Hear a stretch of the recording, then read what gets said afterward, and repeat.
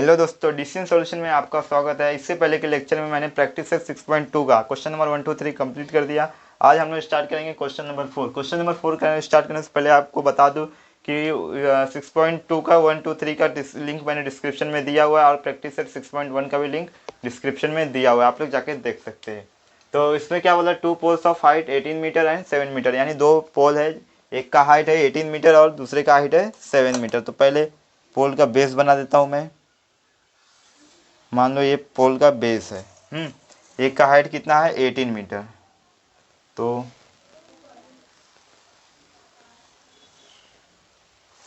इतना हो गया। फिर ये कितना है, 7 मीटर है ना, तो ये कम रहेगा, इसको इतना ले लेता हूँ। ठीक है, इतना हो गया। तो मान लो पहला पोल 18 मीटर वाला ये है और ये 7 मीटर वाला है। ये कितना है, 18 मीटर, और ये कितना है, 7 मीटर। इतना हो गया। Are erected on a ground, हाँ ये भी हो गया। The length of the wire fasted at their tops in 22 metre, यानी एक 22 मीटर का वायर है, इन दोनों के टॉप पे बांधा गया है, यानी कि ऐसे।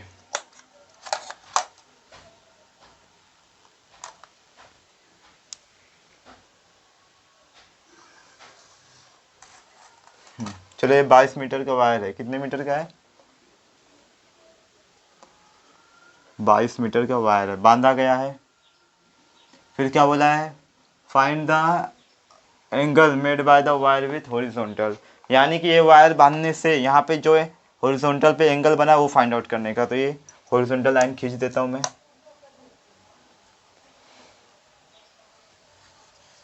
हाँ, ठीक है, चलो मान लो। हाँ, तो हमें ये एंगल थीटा फाइंड आउट करने का है।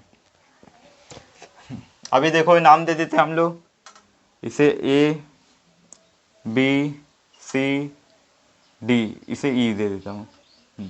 अब ये कितना है, 7 मीटर है। हाँ, तो हमें क्या करना होगा, ये पूरा 18 है, तो इसमें से अगर 7 माइनस कर दूंगा तो इसकी आ जाएगी, मतलब यानी कि ए साइड की भी लंबाई आ जाएगी, लेंथ आ जाएगी। तो आइए करते हैं फटाफट। तो पहले एक्सप्लेनेशन दे देता हूँ मैं। क्या है, A B and D C are two length, two poles are two poles. क्या है ये, टू पोल्स है। एंड ए डी क्या है, हमारा वायर है। The length of the wire fasted at the A D is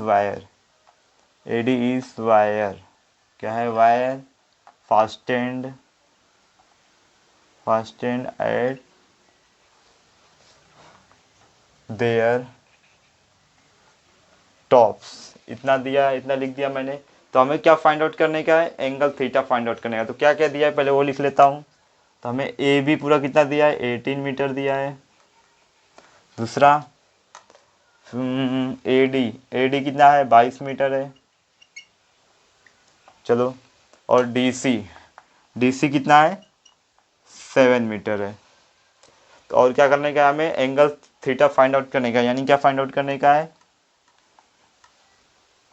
angle A D ई, ये find out करने का है। तो ए डी फाइंड आउट करने के लिए ये तो है हमारे पास, हाइपोटेनियस तो है। तो हमें क्या चाहिए अभी, अपोजिट साइड चाहिए। अपोजिट साइड हमें फाइंड आउट करना पड़ेगा। वो कैसे करेंगे, 18 में से 7 माइनस कर देंगे तो आ जाएगा। वो कैसे अभी दिखाता हूँ मैं। वो क्या है, एक रेक्टेंगल है।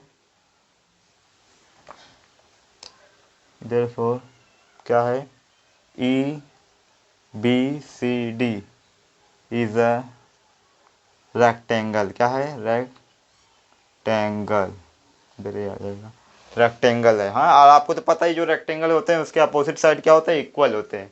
तो अगर डी सी 7 है, if D C equal to 7, then D C equal to E B E B है तो ए बी 7 होगा, क्यों? क्योंकि opposite side of rectangle, opposite side of rectangle, rectangle, opposite side of rectangle. तो यानी कि हमारे पास ई बी कितना हो गया, 7 हो गया। अब ए ई निकाल सकते हैं, कैसे निकाल सकते हैं? देखो ए ई में क्या है, ए इक्वल टू है हमारा, ए नहीं सॉरी ए बी पूरा रहेगा,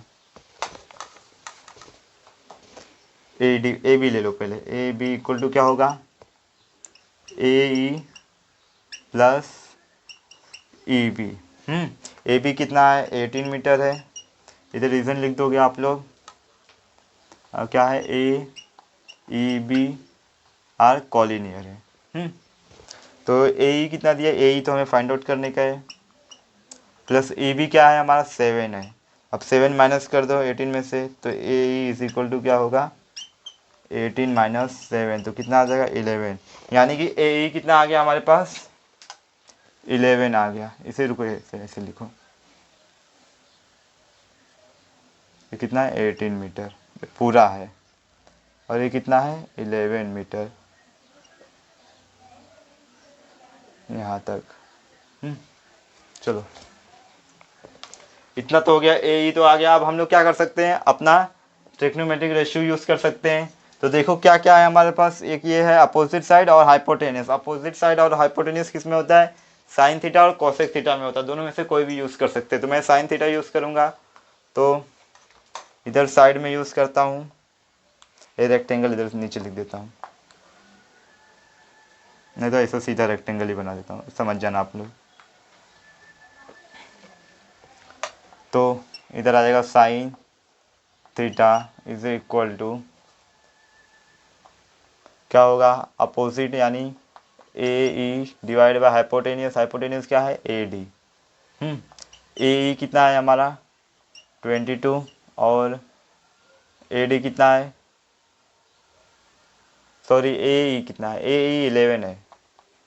ए ई 11 आया ना हमारा, देखो यहाँ पे ए ई 11 आया है, और ए डी कितना है 22।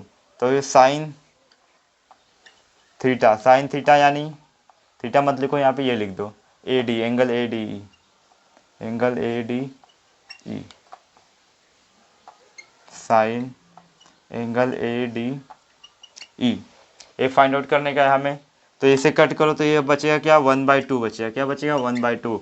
और आपको पता है साइन के कितने एंगल में, मतलब कौन से वाले एंगल में 1/2 होता है, वो होता है साइन 30। यानी तो लिखेंगे यहाँ पे but sine 30 degree equal to होता है 1/2। तो यहाँ पे क्या आ जाएगा हमारा, 1/2 होता है ना। तो sine A D E equal to क्या हो जाएगा, साइन 30 डिग्री। तो क्या होगा, साइन से साइन कैंसिल हो जाएगा, तो बचेगा क्या, ए डी ई। ए डी ई कितना आया हमारा 30 डिग्री। यानी कि ये हमारा जो थीटा का वैल्यू कितना है 30 डिग्री आया। तो फाइनल आंसर में क्या लिखोगे, the angle made by the, therefore इधर लिख देना आप लोग, the angle made by the wire is 30 degree. Question number 5. A storm broke a tree and the tree top rested 20 meter from the base of the tree. यानी कि एक tree है, वो क्या हो रहा है, टूट रहा है। देखो बताता हूँ कैसे। मान लो एक ये ट्री है, हाँ ये एक ट्री है, तो क्या हो रहा है, ये यहाँ से समझ लो टूट रहा है। कहाँ से, यहाँ से। तो इसे ए बी मान लो, और क्या हो रहा है, बेस 20 मीटर के बेस में गिरता है ये। देखो 20 metre from the base of the tree, तो यानी इसका बेस का 20 मीटर मान लो ये है 20 मीटर। हाँ तो क्या होता है, यहाँ से अगर टूटेगा ट्री, यहाँ से इस पॉइंट से, तो ऐसे ही ऐसे गिरेगा, और गिरने के बाद क्या हो रहा है, मेकिंग एन एंगल 60। देखो अब यहाँ से यहाँ तक गिरता है, ऐसे गिरता है, इसे मैं जोड़ देता हूँ।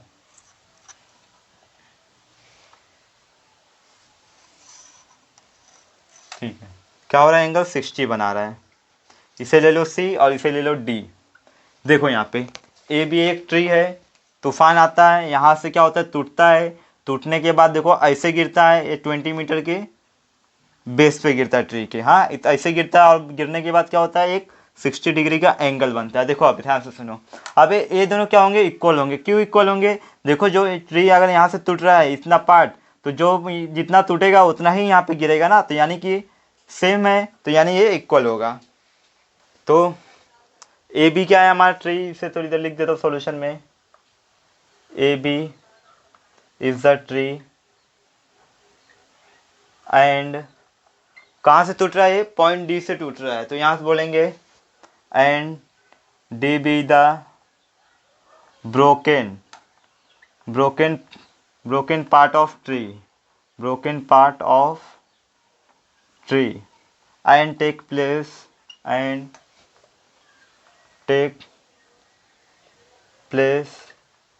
at DC, यानी कि जो ये पार्ट यहाँ से डी से टूटा, यहाँ से टूटने के बाद इसने कौन सा प्लेस लिया, DC का प्लेस लिया, and making angle 60 and making angle 60 degree. तो अब दिया क्या क्या है, देखो BC है हमारे पास, BC इक्वल टू कितना है, 20 मीटर है, और एंगल का वैल्यू क्या है हमारे पास, DCB कितना है, 60 डिग्री है। ठीक है, तो हमें फाइंड आउट करने का AB, यानी कि ट्री का हाइट फाइंड आउट करने का पूरा, यानी कि जितना जो टूटा है और जो बचा है वो भी फाइंड आउट करने का है।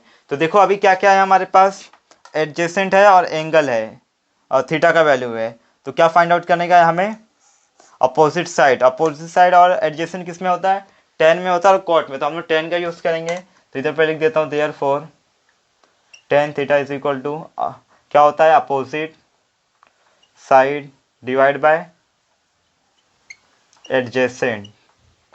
तो टेन थीटा का वैल्यू क्या है हमारे पास, 60 है, 60 हो गया। अपोजिट साइड क्या है हमारा, DB है, क्या है DB, और एडजेसेंट है हमारा BC।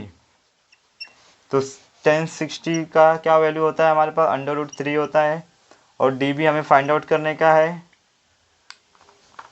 DB फाइंड आउट करने का है, और BC कितना दिया है, 20 मीटर दिया है, तब इसका मल्टीप्लाई इसमें होगा, यानी कि DB इक्वल टू क्या होगा, 20 इंटू √3, और √3 का वैल्यू क्या होता है, 1.73। अब मल्टीप्लाई करता हूँ तो क्या हो जाएगा, तो पहले तो 0 ही आएगा, और 2 3 जा 6 हो जाएगा, 2 7 जा 40, बचा 1, 2 1 जा 1 एंड 3, यानी कि 34.6 आ रहा है। हाँ DB आया ये हमारा, DB। तो DB कितना आया है हमारा, 34.6 इतना आया DB। तो हमें फाइंड आउट करना है पूरा। तो अगर मैं ये जो हाइपोटेनियस है ये फाइंड आउट करूंगा तो ये भी मिल जाएगा, क्यों, क्योंकि ये दोनों क्या है, इक्वल है। तो आइए फाइंड आउट करते हैं हाइपोटेनियस। अब देखो आप कोई भी ले सकते हो, या तो एडजेसेंट लो हाइपोटेनियस के साथ, या फिर अपोजिट वाला लो हाइपोटेनियस के साथ। तो मैं क्या करता हूँ, ये लेता हूँ, एडजेसेंट लेता हूँ हाइपोटेनियस के साथ। तो एडजेसेंट और हाइपोटेनियस किस में आता है, कॉस में आता है और सेक में आता है। तो मैं कॉस ले लेता हूँ, तो क्या होगा, कॉस थीटा इक्वल टू क्या होता है, एडजेसेंट अपॉन हाइपोटेनियस। हाँ, तो एडजेसेंट क्या है हमारा, BC है, और हाइपोटेनियस क्या है हमारा, DC है, और कॉस क्या है, थीटा का वैल्यू क्या है हमारे पास, 60 है। तो कॉस 60 कितना होता है, 1/2 होता है। हाँ कॉस 60 1/2 होता है, कॉस 60 हाँ 1/2 होता है। और BC क्या है हमारे पास, 20 है, और DC क्या करने का है, फाइंड आउट करने का है। तो इसका क्रॉस मल्टीप्लाई कर दो, तो कितना हो जाएगा, DC हो जाएगा हमारे पास 40 हो जाएगा, ये कितना हो जाएगा, 40 हो जाएगा, कितना हो जाएगा, 40 हो जाएगा। अब देखो DC निकल गया। अब DC किसके इक्वल है, AD के इक्वल है, तो लिख लेते हैं, इधर लिखता हूँ, therefore AD equal to DC। तो ये दोनों कितने हो जाएंगे, 40 मीटर हो जाएंगे, कितने, 40 मीटर। तो हमें क्या चाहिए, टोटल AB चाहिए। तो AB कैसे निकालेंगे, देखो यहाँ पे, therefore AB is equal to होगा AD प्लस DB। अब ए बी ऐसे ही रहेगा। अब ए डी क्या आया है हमारे पास 40 आया है, और डी बी क्या निकाले हम लोग, ये प्लस है हाँ 34.60, 34.6 ये हो गया। अब दोनों को ऐड करो, दोनों को ऐड करेंगे तो हमारा ए बी क्या आ जाएगा 74.6, 74.6 मीटर। यानी कि जो ट्री की हाइट है कितना है 74.6। तो क्या आंसर में लिखोगे आप लोग, height of the tree is therefore height of the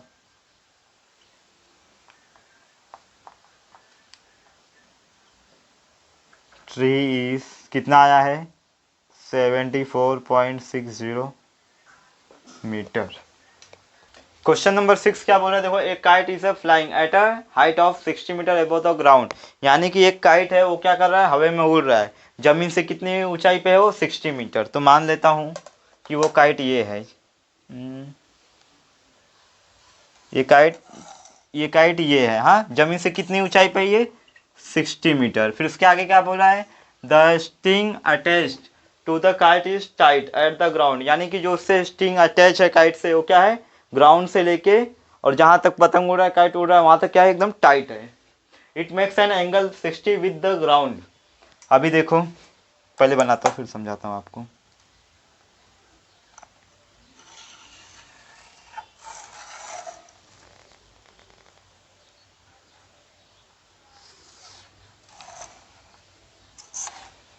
जी इसे एम ले लो, फिर जी ले लो, तो 60 डिग्री ले लो, कितना 60।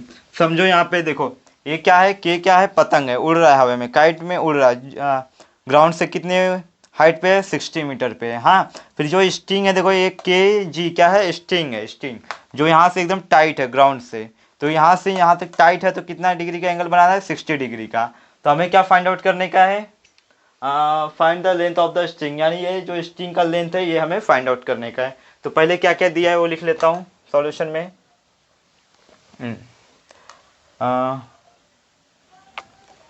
K is the kite and kg is the sting। क्या ये स्टिंग है, स्ट्रिंग है, सॉरी स्टिंग नहीं string attached to the kite, string attached to the kite है हाँ।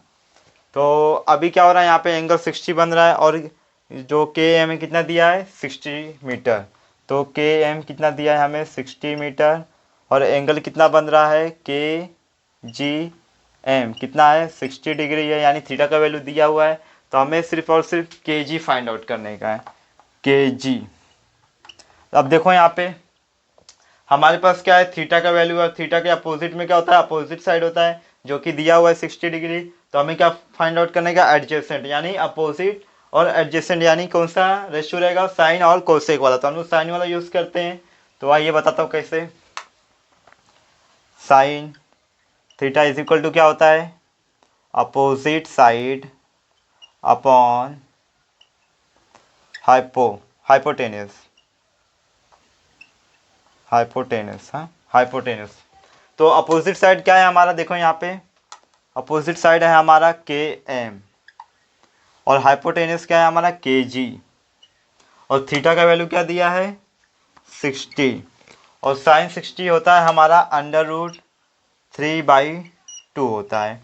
और के एम तो हमें फाइंड आउट करने का है, सॉरी के एम कितना दिया है 60 डिग्री दिया है, और के जी हमें फाइंड आउट करने का है हाँ।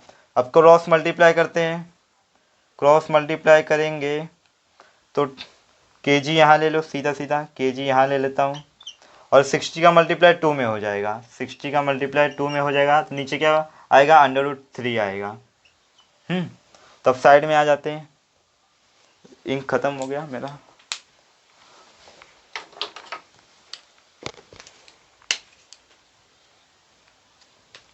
ये हो जाएगा के जी, देयरफॉर के जी इक्वल टू कितना होगा 120 डिवाइड बाय √3 है। अभी ये अंडर रूट 3 को हटाने के लिए क्या करूँगा, अंडर रूट 3 से ऊपर नीचे मल्टीप्लाई कर देता हूँ फटाफट।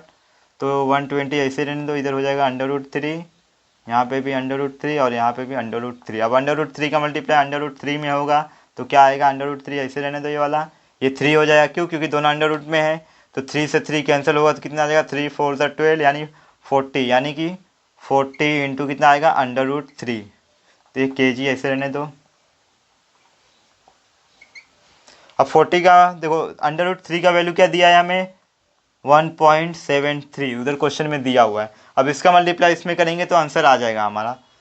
मल्टीप्लाई करते हैं तो पहले तो 0 ही आ जाएगा, 4 6 12, 1 बचा, 4 7 28 और 1 9 हो जाएगा, बचा कितना 2, 4 1 और 6 और पॉइंट ये यानी 69.20 आ रहा है। केजी हमारा क्या आ गया, 69.20 मीटर।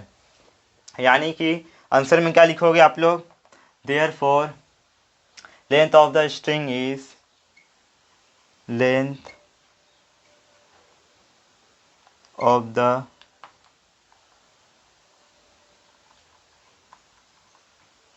स्ट्रिंग इज कितना आया है, 69.20 मीटर, इतना आया है।